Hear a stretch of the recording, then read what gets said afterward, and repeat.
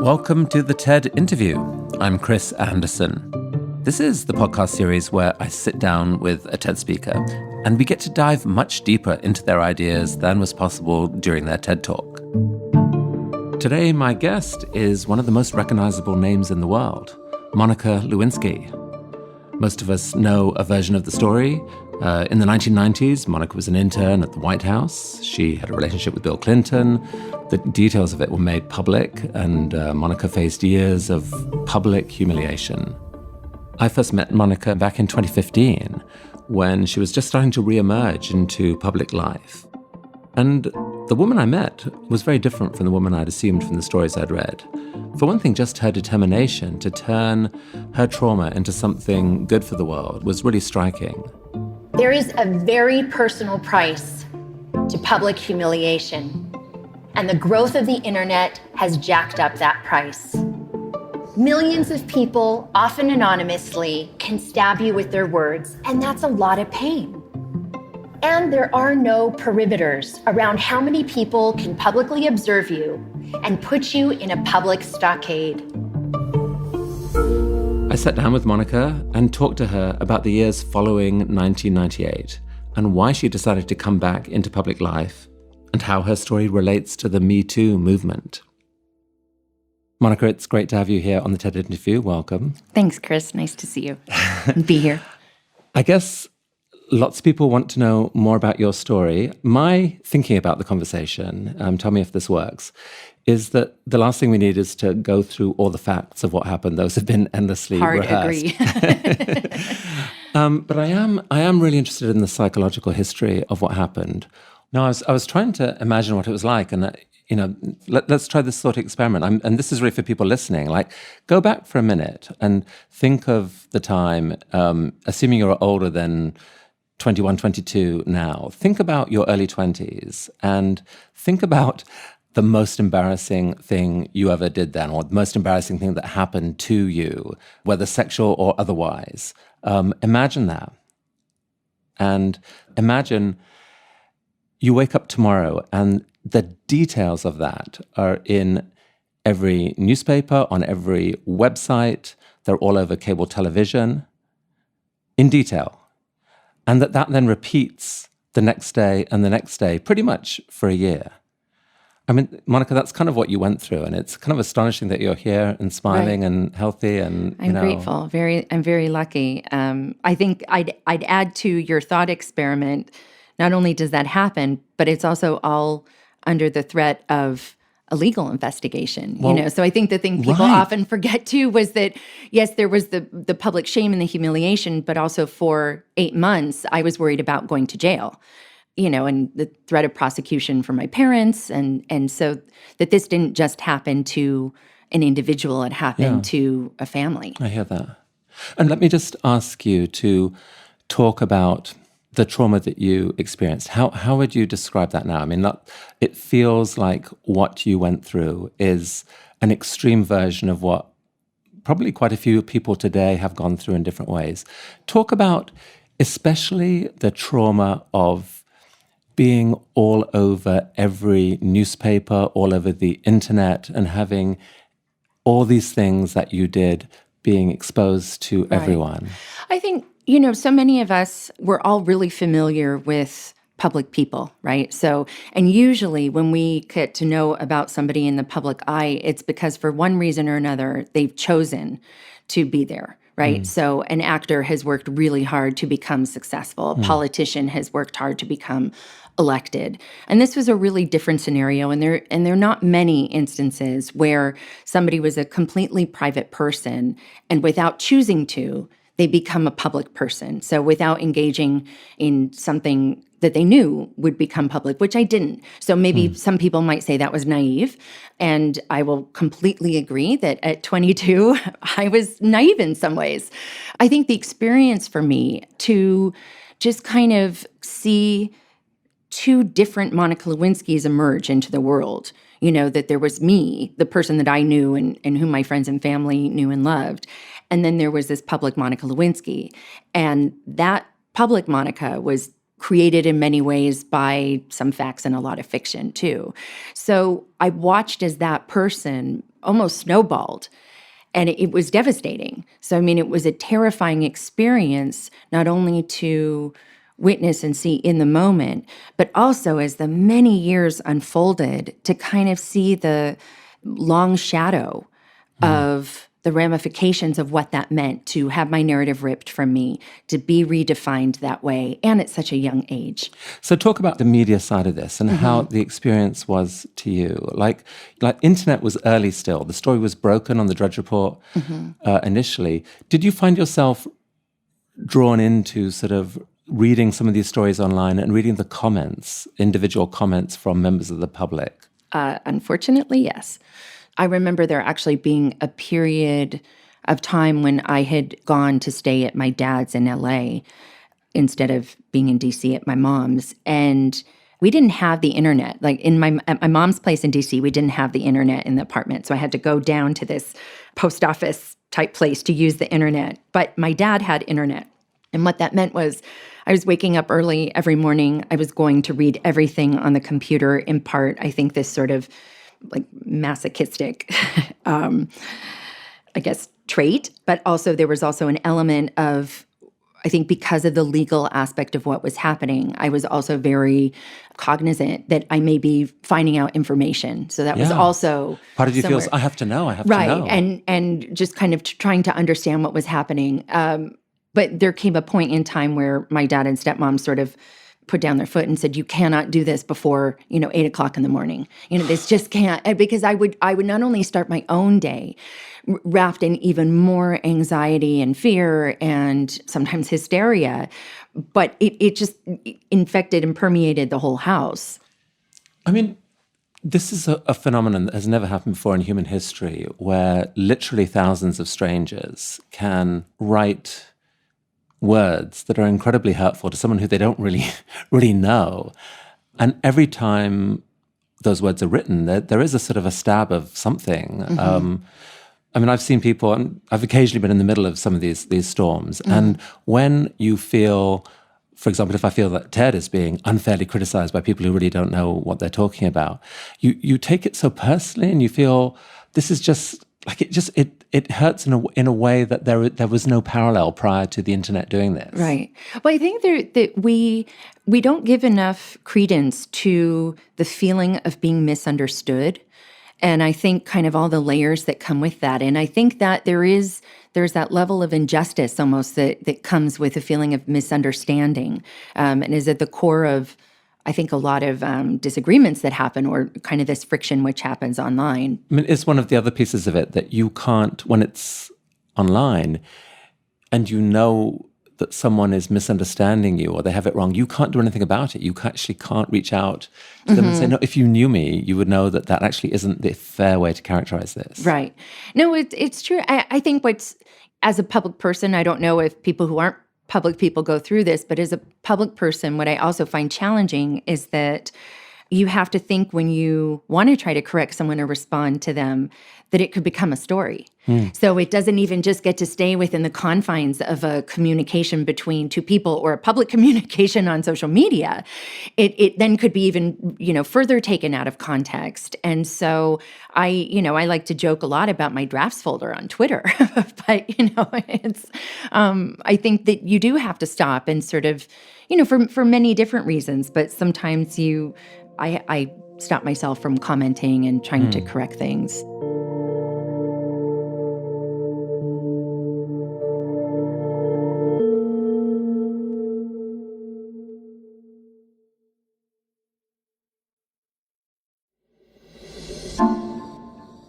So after a year of this, I mean, basically the legal threat went away. Eventually, the scandal moved off the front pages. President Clinton ended his presidency as one of the most popular presidents ever. Life went on. But you, not so much. Like, you had to carry this unique experience. Tell us how you managed those following years, how you fought to regain your mental health. Right. Well, I think for me, the trajectory was the first few years, kind of post-investigation and impeachment, were really about trying to learn to navigate my new normal. I had been this private person, and overnight I became a public person and then was embroiled in this investigation for a year. And almost everything that I had to do was now different. And I know that there are people who've gone through experiences in life that are different, who've had to do that. If somebody has an accident that leaves them without a limb, they have to learn to navigate a new world in a different way. This was challenging because it was also in some ways in the public eye. I was also struggling with PTSD. I think those first few years I tried to sort of be more of a public person and did a number of things that were on the public stage. And after several years, that just didn't really feel right. So I retreated and moved to London and got my graduate degree in social psychology from London School of Economics. And I think that part of that for me was about trying to sort of build this new scaffolding upon which I could kind of hang a new identity. And I very naively thought, I will leave public Monica Lewinsky in New York City, and now I will be Monica Lewinsky, the graduate student in London. And it was actually at graduate school. It's just so interesting the way trauma works, because it's almost as if it all gets dumped into you, but then you don't see some of the threads of it till years later. So while I had certainly been impacted by being called dumb and stupid and a bimbo in 1998, it wasn't until I was in graduate school that I really saw the full spectrum of how that had affected me, how I couldn't get up in front of my class to do a presentation, how I was so afraid to, gosh, it's weird, it's like making me emotional now, but I was so afraid to go ask for help in how to do this certain essay because I was afraid it would expose that I didn't know something I was supposed to know. Afraid that I would sort of maybe reveal to myself I really was that stupid bimbo.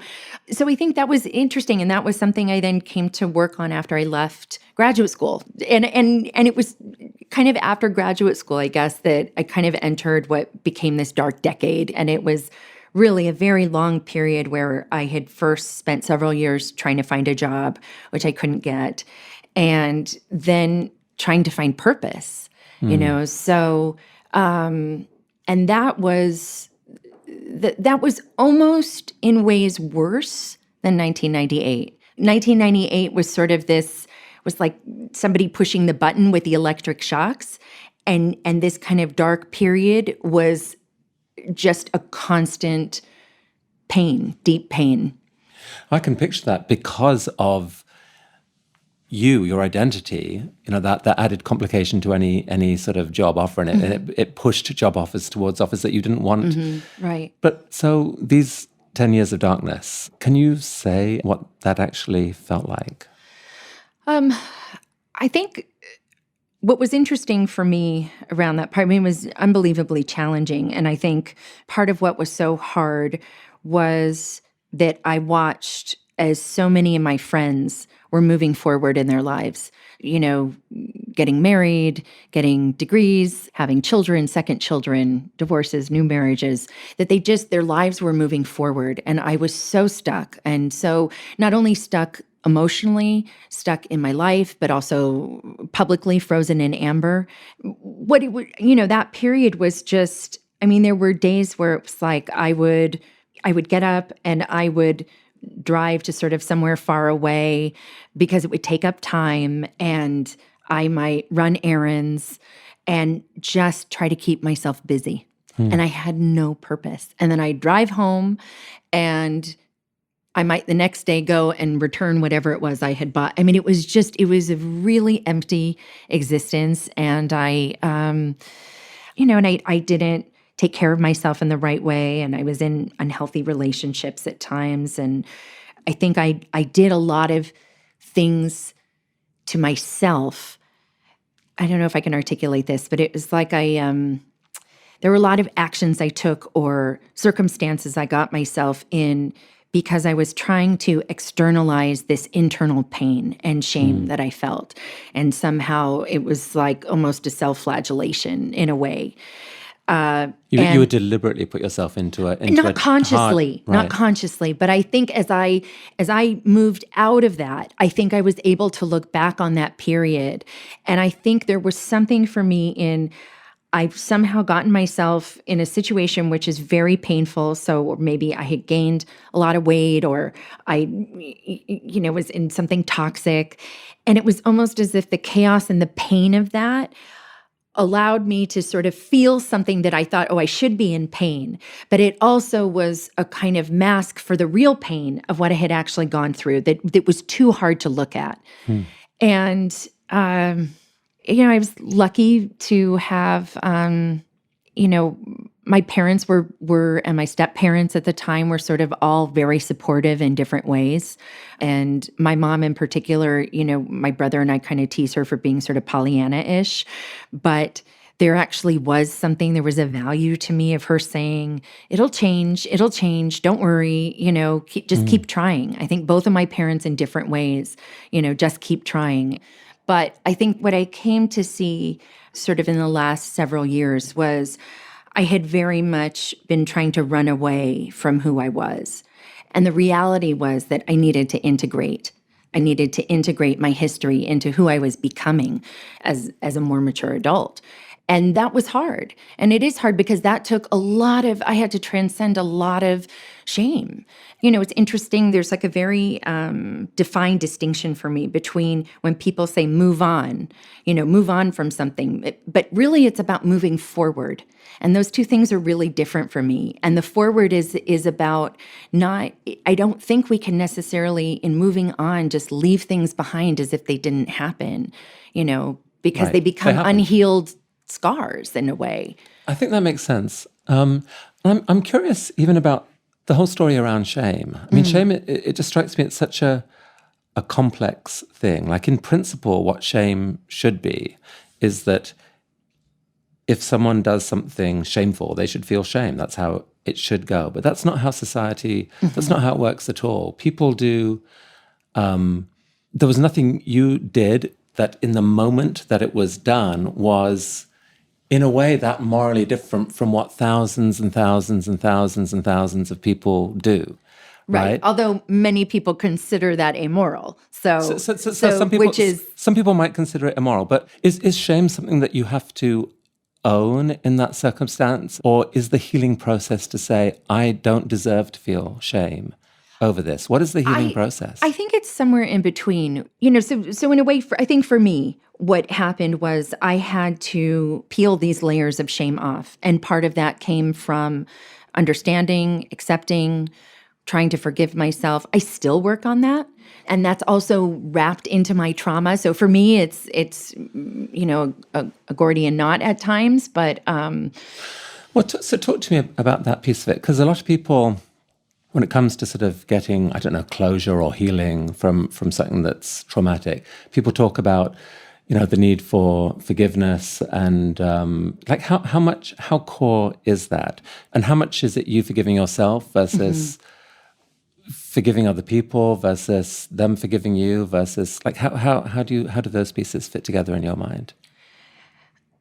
I think, for me, from my experiences, I think that nothing else could move forward until I started that very slow journey of being able to forgive myself.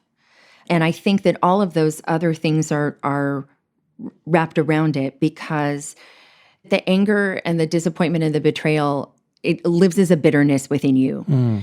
And so it actually, when you forgive someone else, it benefits you more than anybody else. And also, there's mistakes and regret can have very long tails, And so I think there are ways that I come up against things that are challenging for me to deal with in my life presently that are connected to bad decisions I made 20 years ago.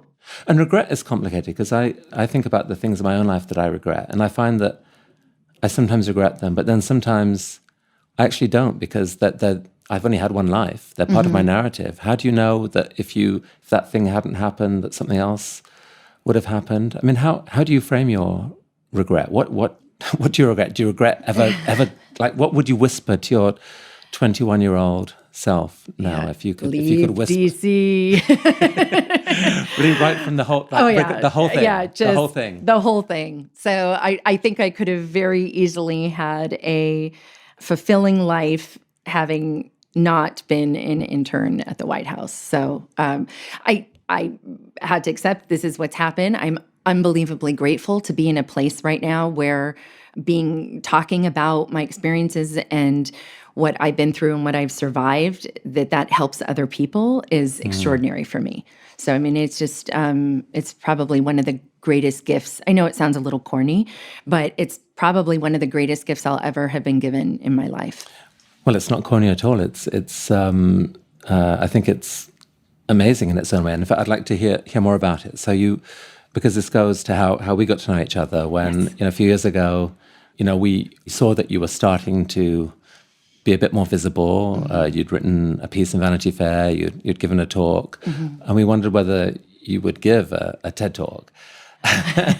Well, here's an example of like a long echo of traumas that I thought it was a joke at first. So, I mean, I didn't, when the person I work on communication strategy with emailed and said, "Oh my God, look at this," I thought, "Are you sure it's not a joke? Is this real?" But okay, back to, it was on Halloween. October 31st, 2014 was when I saw the email and the invite. Well, you were already in an interesting space. I mean, online shaming was clearly becoming a big problem, and in many ways it sort of foreshadows some of the more recent social media issues of today. And wow, yes, there couldn't be anyone in the world more qualified to do it. So we were highly interested, and we're excited when you said, "Well, maybe let's take this forward." I spent a month actually trying to think about what was my idea worth sharing, and I think if I didn't have that, I didn't deserve to be on that stage. You're looking at a woman who was publicly silent for a decade. Obviously, that's changed, but only recently. It was clear at the time we invited you that if anyone would ever invite you to the TED stage, you would probably come with more nerves, baggage. more reason to be nervous than anyone ever. And I think that's probably right. So talk about, I mean, there's lots of people scared about public speaking. So just talk for a minute about how you, who are probably more scared than anyone ever, how you overcame that and ended up giving a spectacular talk. Oh, thank you. Well, I think if we rewind a little, before I did the Forbes talk, which was before my TED Talk and kind of the first big talk I had done, I recognized when I accepted that invite that I didn't really know how to do this. And the one thing I didn't want to do was get up on stage and make an ass of myself. So I was very lucky and had two different people, one of whom was Graydon Carter, recommend someone in London who helped people find their authentic voices. At the age of 41, I was hit on by a 27-year-old guy. You know what his unsuccessful pickup line was? He could make me feel 22 again. I wanted this to come from me. I wanted my communications to be authentic. I didn't want to be scripted in any way. So the two things that came out of that were so helpful to me, one was a sense of confidence, that they felt what I had to say was of value to society. So that was something I needed. But the second, and this really came about before the TED Talk actually, was being given the advice about finding something outside of myself for the reason for the talk. And for me, it was this matters. So this matters not for me. This matters for other people who need to hear this. Yeah. And that was probably, for someone who is so self-critical and, somewhat narcissistic at times, that was kind of, I think that was the most important thing, because that allowed me to step in to do something that was important to do. But as I was thinking of coming to see you and talking to you about this too, I was remembering something that was really interesting to me, and this is kind of it's not off topic, but that I had felt, that I had acknowledged my regret many times publicly. And I had done it then again in the Vanity Fair essay. I had done it in the Forbes talk. And I thought, okay, well, maybe now it's time to move forward from that. So like me at 22, a few of you may have also taken wrong turns and fallen in love with the wrong person, maybe even your boss.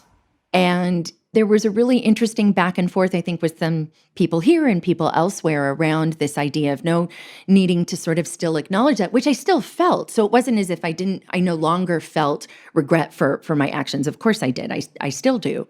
Not a day goes by that I'm not reminded of my mistake. And I regret that mistake deeply. I don't know if it's kind of pulls back to sort of those deep archetypes that we have of sort of things around the differences between the sexes in that way of, certainly Bill Clinton hasn't chosen to apologize as many times publicly as in a way I felt I had been expected to. And eventually I didn't have a problem with it because, if that's what I needed to say for people to be able to hear the message, then I was fine with that because it was authentic and true to me. Mm-hmm. But there was this point where I just kept thinking, when do you get to stop saying I'm sorry? I can imagine you wrestling with that. I personally mm-hmm. thought what you said in the talk was, at least for that audience at that moment, was exactly right. And so this talk ended up being the smash hit of the conference. It exploded to many millions of views online. Basically, you turned your experience into a call for the world to think about cyberbullying and mm-hmm. And how to defuse it. Talk a bit about that, about your thinking and where it's gone. Well, I think what prompted it was what came out from me when I experienced my mom experiencing the tragic suicide of Tyler Clementi. I was on the phone with my mom in September of 2010, and we were talking about the news of a young college freshman from Rutgers University named Tyler Clementi. Sweet, sensitive, creative Tyler was secretly webcammed by his roommate while being intimate with another man. When the online world learned of this incident, the ridicule and cyberbullying ignited. A few days later, Tyler jumped from the George Washington Bridge to his death. He was 18. My mom was beside herself about what happened to Tyler and his family, and she was gutted with pain in a way that I just couldn't quite understand. And then eventually I realized she was reliving 1998, reliving a time when she sat by my bed every night. Reliving a time when she made me shower with the bathroom door open. And reliving a time when both of my parents feared that I would be humiliated to death, literally. So it's been extraordinary on a very personal level for me and I think for my family too. One of the most shifting things has been for me when parents tell me that they've watched the talk with their 13-year-old or with their 16-year-old. That's been incredibly meaningful to me because I think nobody would have put their money on Monica Lewinsky, the cautionary tale, becoming Monica Lewinsky, someone who has something to share of value. And that is, I think, for me personally, but also in a way of feeling that there's, this a purpose to my past and sort of changing that pain. And I've seen that reflected too in teachers who have tweeted me that they show the talk in class in grade schools. I think also too, I had this, on a funny level, it's been a great thing because people have stopped saying to me, no offense, but do you know who you look like? And now it's like, oh, I loved your TED Talk. So, which is like, that's a great shift, that way. And I had a funny thing one time. It was a few months after the talk, I got together with a friend of mine from graduate school, and she told me what was for me a very moving story about her cousin who had been going through a hard time, and she had gone to see him in LA. And she noticed on his desk that he had handwritten out on this piece of paper a long quote from towards the end of my TED Talk. And that it had been this part about sort of forgiving yourself and that we all deserve compassion and you can insist on a different ending to your story. And I think that was one of the first instances I had of feeling as if there was this ripple effect to the talk and that it was, doing something good and a vehicle for healing for some people, or a part of a healing journey. So, And I would guess that some of the biggest impacts of the talk we may actually never know, not because the story wasn't told, but because the impact was that someone who was going to write something cruel to someone else just had pause for thought, and who knows, you can never replay history and calculate the thank impact God. of that. I guess thank God. I mean, I don't know. It's one of the biggest intellectual puzzles I have, let alone anything else, of Right. what would change and what would actually be the same. As you said yourself, your life could have been dramatically different. And then who knows, maybe as a result, there would be some teenager today who would never have got the wisdom from you and something terrible would have happened to them. You just can't. Right. It's so wild that we never get to replay the tape. Right. And I think too that it's not always easy to do, but I think that the quicker we can kind of like knit in the new experiences we have, whether they're positive or negative, but particularly it's harder with the negative ones, and kind of integrate them and move forward with them, the better it is, because we can't change them. No matter how much we want to go back, we can repair them, but we can't change them. So you're continuing to talk on this issue and to be influential on this issue. But also in the last couple of years, you've been asked to comment on MeToo and that and all the issues around that. Talk to me about how you think about that, because it's felt like that's been complicated. You have been very vocal at times saying it's wrong to frame you as just a victim. You're an agent, and yet this is a story about abuse of power as well as everything else. So talk about that. Well, I think it's the Me Too movement, which started 10 years ago, that Tarana Burke started. It's an example of one of the positive ways social media has helped us. I don't think hashtag #MeToo would have exploded in that same way without social media, or, I think in the course of the conversation, just recognizing that there can be positive things from the internet. What happened for me, I think, with this movement and my experience of it was like I was almost planted in a different soil, a seed sort of put into this different, more fertile soil for a specific way to kind of come to look at and understand my own experiences. I had written about this, but somebody had reached out to me who had been very public in this movement and had said that she was sorry I had been so alone. And it was really kind of in the tears that just, poured out of me after I read that I started to recognize that there maybe was something for me to look at here, that it wasn't a binary movement of you were assaulted or not assaulted, or harassed or not harassed, that it was more nuanced. And I felt then, and I still feel now, that there are many more voices of Me Too stories that should kind of be heard and get attention before mine, because I don't think that I'm a perfect fit into sort of I don't tick all of those boxes, but I do think that it's a very important story around abuse of power. Talk about how we should think about that. Well, I think it's that we never should have even gotten to a place where there was a yes or a no, did I want to or did I not want to? That question of consent was already kind of tainted by the fact of the extreme inappropriateness, in part because of his station, his job, his privilege as a powerful white male.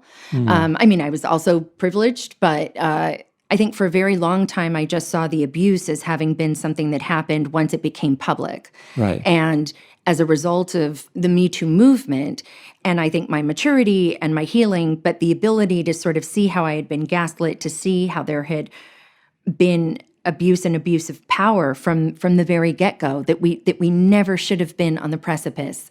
We never should have been standing in a room alone But I think particularly as a public person with my history, I've just seen so many people try to decide whether or not I was a victim. Right. And that age-old question of victim or vixen, and which is a question we shouldn't be asking in 2019. Yeah, no, I think that's right. The answers to that question is not always at one end of the spectrum. And if our worldview only allows it to be at one end of the spectrum, we are missing something important. In other words, that yes, there are obvious cases where someone has been a complete victim. They've been assaulted, Right. and they had no power over it. That's one thing. But there can also be really unfair instances where it's not as clear-cut as that, but nonetheless something unfair happened because of unbalanced power situation. Obviously the end result is worse in the other scenario, but it's almost kind of similar to the short skirt issue. If a young woman was, or an older woman, if a woman was wearing a short skirt, was she asking for it? So that there's sort of that somehow is different than somebody who might have been had covered up head to toe somehow, that even though that end result was that they were assaulted. But I think the bigger question, or the bigger thing that I hope comes out of this, aside from systemic change in not only the workplace, but kind of the ways that we're looking at equality really in society, is also around the conversations of victims and targets and trauma. I've heard since the beginning, I think many people have, the conversation, or there was one last week of should so-and-so who, fill in the blank of usually a man who has been #MeToo, should they be allowed to get their job back? Should they be allowed to X, Y, and Z? But I actually think the focus and the questions should be different. The questions starting out should be less about what does the perpetrator need to do right now? What do they need to do to redeem themselves? And it really, before we're worrying about how to, for the perpetrator to come back, we should be focused on helping to repair the people who've been harmed. Well, Monica, you've felt this, it feels like, and more than a lot of other people. And what I'd love you to do is, if you could write a little love letter to a 21-year-old who's curious and alive and trying to figure out what she wants to do in the world, other than the obvious things like beware internships in the White House. Right. What are some things you'd want to implant in that young woman's mind, or that young man's mind, and anyone in that formative stage of their life? I think probably the most important would really sort of be an echo of what I said in the talk, which is really that you can survive anything and you can move past it. Forgive yourself and no, I hate to quote myself, but no, you can insist on a different ending to your story, that it's not over till it's over. It's one of the reasons that I'm so grateful for having had the opportunity to give a TED Talk and for teachers playing this in school. And I used to, most of my friends have kids, a lot of them do, and I'm kind of various names of Auntie Monica, some call me Bob, but it's, and I used to worry so much about what was going to happen when they would get to that place in their history class in school. And all of a sudden, if their parents hadn't talked to them before, like, what? That's Aunt Monica? That's sort of a narrative. And so this, I mean, just no one, I marvel at it all the time, and I'm grateful, and my family's grateful. And this idea that instead, or alongside that narrative that had been there for such a long time, is a different narrative. That's, I hope, is the lasting impact. And that's what I would try to impart is you can't imagine it now. You can't imagine it being different or better, but it can happen. Well, the fact that 21 years after that nightmare, you're sitting here. It's crazy. You've rebuilt your life in a bananas. Yeah, it's in a beautiful way. So I mean, it's hard to imagine anyone going through anything where what you just said isn't applicable. That you actually can get past this. If you, Monica Lewinsky, have been able to do what you've done in the last 20 years, anyone can. And so Thanks, thank you. Thank you for the inspiration of that, and really wish you so much luck in your next chapter going on from here. Thank you. Bravo to you. Thank you for this. Thanks, Chris.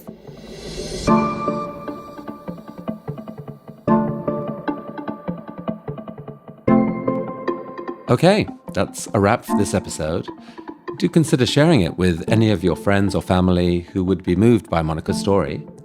Please also consider writing a review of the TED interview on Apple Podcasts or wherever you listen. Those reviews are really influential. We certainly read every word. And if you'd like to learn more about online bullying and what you can do to help fight it, please check out the Tyler Clementi Foundation at tylerclementi.org. This show was produced by Sharon Mashihi. Our editorial director is Michelle Quint, production manager Roxanne High-Lash, our mix engineer is David Herman, and our theme music is by Alison Leighton-Brown.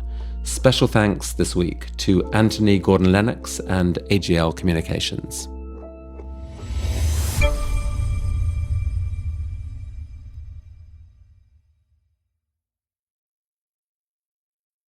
On the next episode, life hacker and best-selling author Tim Ferriss. We talk about his philosophy of stoicism, fear setting, his own experience with depression, and his championing of new uses of psychedelic compounds. They have, on some level, saved my life. That's next time on The TED Interview.